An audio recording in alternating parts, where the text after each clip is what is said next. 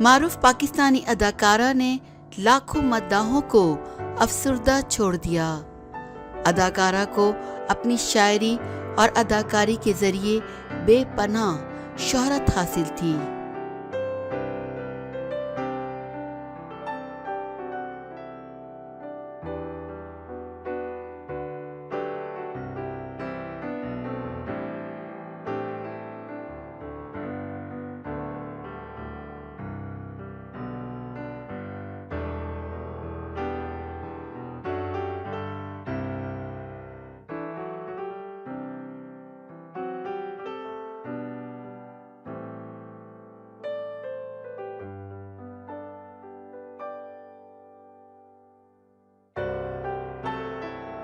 سب سے زیادہ معاوضہ لینے والی اداکارہ ڈاکٹر آئمہ خان نے شوبز کو خیر آباد کہہ دیا۔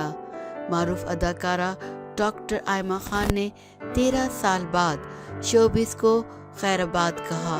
اس موقع پر ان کا کہنا تھا کہ شادی کی وجہ سے شوبز کو خیر آباد کہہ رہی ہوں۔ اپنے شوہر چودھری مدثر کے ہمراہ وقت گزار کر خوش ہوں۔